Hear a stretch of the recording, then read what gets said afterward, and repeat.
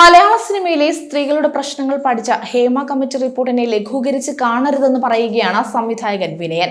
ഈ റിപ്പോർട്ടിനെ ഗൗരവത്തോടെ എടുത്തില്ലെങ്കിൽ അത് സിനിമാ മേഖലയെ പിന്നോട്ട് നയിക്കുമെന്നും മാധ്യമങ്ങളോട് വിനയൻ പ്രതികരിച്ചു.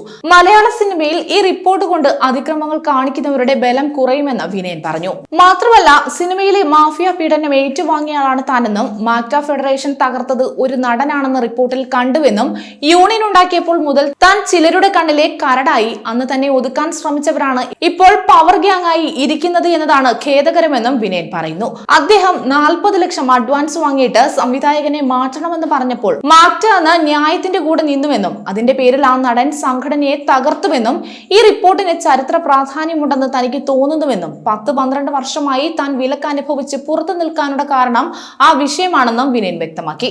താരങ്ങൾക്കൊപ്പമല്ല, തൊഴിലാളികൾക്കും ന്യായത്തിനു വേണ്ടിയാണെന്നും നിലനിന്നിട്ടുള്ളത്.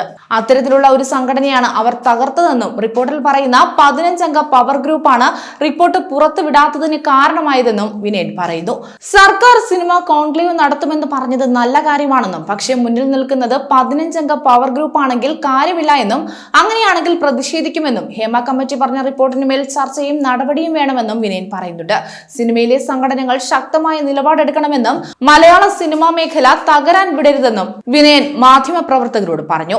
ഹേമ കമ്മിറ്റി റിപ്പോർട്ട് മലയാള സിനിമയ്ക്ക് പ്രത്യാഘാതം ഉണ്ടാകുന്ന ഒന്നാണെന്നും സിനിമയിലേക്ക് കടന്നു വരാനുള്ള പുതിയ തലമുറയുടെ ആഗ്രഹത്തെ റിപ്പോർട്ട് ആശങ്കപ്പെടുത്തുന്നുവെന്നും അദ്ദേഹം പറഞ്ഞു.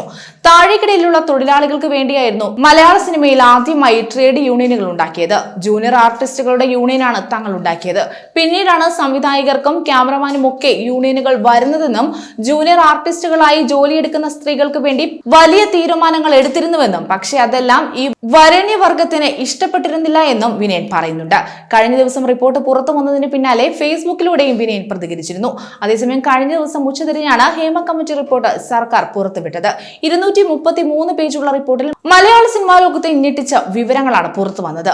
മലയാളം സിനിമയിലെ പ്രശ്നങ്ങളെ കുറിച്ച് പഠിക്കാനായിട്ട് റിട്ടയർഡ് ജസ്റ്റിസ് ഹേമ അധ്യക്ഷയായ കമ്മിറ്റിയെ സർക്കാർ നിയമിക്കുകയായിരുന്നു. കമ്മിറ്റിയുടെ റിപ്പോർട്ട് 2019 ഡിസംബർ 31-നാണ് സർക്കാരിന് കൈമാറിയത്.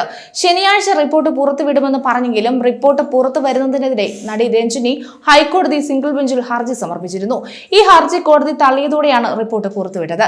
233 പേജുള്ള റിപ്പോർട്ടിലെ ചില ഭാഗങ്ങൾ ഒഴിവാക്കിയാണ് റിപ്പോർട്ട് എത്തിയത്. ഇതിൽ ആളുകളുടെ സ്വകാര്യതയെ ബാധിക്കുന്നതും ആളുകളെ തിരിച്ചറിയുന്നതുമായ വിവരങ്ങൾ പൂർണ്ണമായും ഒഴിവാക്കിയിരുന്നു. 49-ാം പേജിലെ 96-ാം പാരഗ്രാഫും 81 മുതൽ 100 വരെയുള്ള പേജുകളിലെ ചില ഭാഗങ്ങളും ഒഴിവാക്കിയിട്ടുണ്ട്. 165 മുതൽ 196 വരെയുള്ള പേജുകളിൽ ചില പാരഗ്രാഫുകൾ വെളിപ്പെടുത്തിയിട്ടില്ല. മൊഴികൾ അടക്കമുള്ള അനുബന്ധ റിപ്പോർട്ടും പുറത്തുവിട്ടിട്ടില്ല. കൂടുതൽ വാർത്തകൾക്കായി B4 Blaze ഫോളോ ചെയ്യൂ, സബ്സ്ക്രൈബ് ചെയ്യൂ.